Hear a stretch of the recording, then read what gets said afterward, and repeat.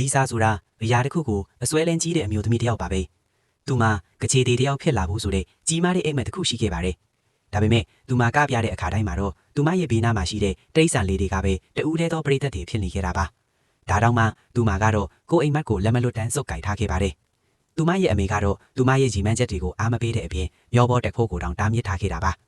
လီဆာရဲ့ဖခင်ကလေဖြစ်နေတဲ့သူတယောက်ဖြစ်နေတာကြောင့်အိမ်တွင်းရေးအခြေအနေတွေကပိုပြီးတော့တောင်ခက်ခဲနေခဲ့တာပါ။တနေ့မှာတော့သူမရဲ့အမေကစီးဝယ်ခိုင်းမှုအတွက်သူမကိုမြို့ထဲကိုလွှတ်လိုက်ပါတယ်။မြို့ထဲရောက်နေတော့မှလီဆာတယောက်ရုပ်ရှင်ကြည့်ဖို့ဆုံးဖြတ်လိုက်ပါတယ်။အဲ့ဒီချိန်တုန်းကရုပ်ရှင်တွေကအတန်မပါသေးပဲလူကြိုက်အများဆုံးကတော့အတန်တိတ်ရုပ်ရှင်တွေပဲဖြစ်ပါတယ်။ဘေကားပေါ်ကတရုပ်ဆောင်တွေရဲ့လှပတဲ့လူရှားမှုတွေကိုကြည်နေရင်းနဲ့သူမရဲ့မျက်ဝန်းတွေထဲမှာတောင်တမှုတွေနဲ့အော်မင်ထိုက်မှုတွေပြင်းထန်လာခဲ့ပါတယ်။သူမဟာလုံးဝကိုဆွဲမှတ်သွားခဲ့ပြီးကခင်တဲ့စိတ်ဆန္ဒတွေကလည်းပိုပြီးတော့ပြင်းထန်လာခဲ့တာပါ။သူမရုပ်ရှင်ယုံထဲကထွက်လာတဲ့အခါမှာတော့ရုပ်ရှင်ပြတဲ့သူကသူမရဲ့မျက်ဝန်းထဲကတောင်တနေတဲ့အရေးအယောင်တွေကိုတတိထားမိသွားပါလေ။သူမရဲ့မျက်လုံးတွေထဲကအပြစ်ကင်းစင်းမှုနဲ့ပြတ်သားမှုကိုသူမြင်လိုက်ရပြီးစကားစားပြောဖို့သူစီလျှောက်လာခဲ့ပါတယ်။လီဆာကစကားတွေအကြာကြီးပြောချင်ပေမဲ့အိမ်မှာစောင့်နေမဲ့စီကန်းကြီးတဲ့အမေသူကိုတတိယသွားလာကြောင်းစကားဖြတ်ပြီးပြန်ဖို့ပြင်လိုက်ရပါတယ်။သူမရဲ့ရုပ်ရှင်အပေါ်ဆွဲလန်းမှုကိုခန်းစားမိသွားတဲ့အတွက်ရုပ်ရှင်ပြတဲ့သူကဖလင်လိအပိုင်းစားလေးတစ်ခုကိုဖြတ်ပြီးသူမကိုပေးလိုက်ပါတယ်။ရုပ်တရက်ဆိုသလိုလီလီပေါ်လာပြီးဒါဟာခွေးလေးလှုပ်လိုက်တာပါလို့ရှင်းပြခဲ့ပါတယ်